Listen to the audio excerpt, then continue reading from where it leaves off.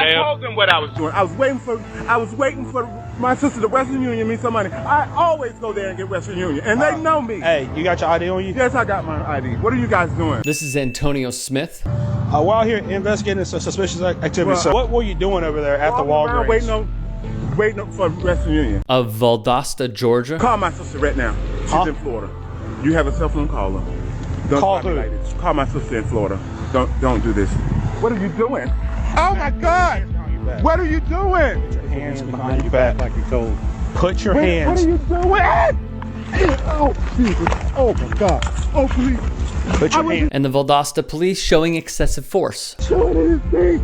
Oh my God. Jesus. Oh my God. He's on my wrist. Oh my God. Stop.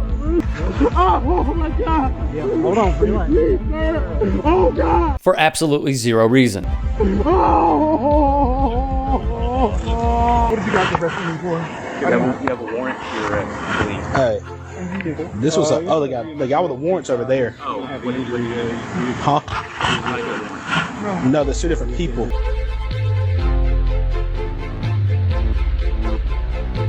Smith, 46, rightfully so, is now suing the police department. His attorney, Nathaniel Haugebrook, is calling it a civil rights violation. As the Valdosta Daily Times notes, the lawsuit demands a jury trial. The lawsuit states the sergeant putting Smith in a bear hug and then detaining him was unnecessary and illegal. It states no reason existed to believe Smith committed a crime or was about to commit a crime, was armed, or was a danger or threat. Don't do this. What are you doing? Oh my God!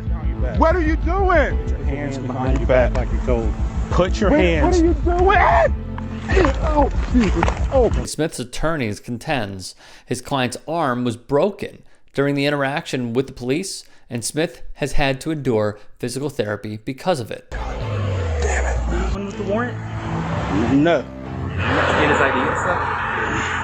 Yeah. Your own? Yeah. Good?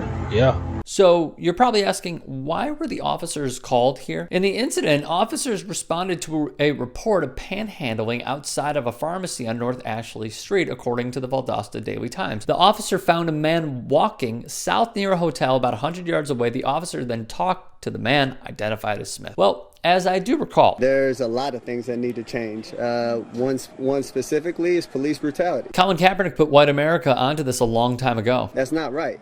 That's not right by anyone's standards. And was banned from his job for doing so. He opened the eyes of those that were shut. When we discuss his legacy, the examples keep pouring in of how his silent knee was so simple. Structural change is needed. As an example of this structural change, take the Camden Police Department in New Jersey, who literally abolished their police and reformatted how they operate. Officials transformed policing in a city where the murder rate was once on par with Honduras. The excessive use of force rates plummeted. The homicide rate decreased. And new incentives laid the groundwork for a completely new understanding of what it meant to be a good cop. As Politico went on to write, the reforms carried lessons for what it takes to transform the police in any city. They ultimately amounted to nothing less than a reboot of the culture of policing in Camden, changing the way every beat cop in the city did his or her job. And they also required enough political will at the top,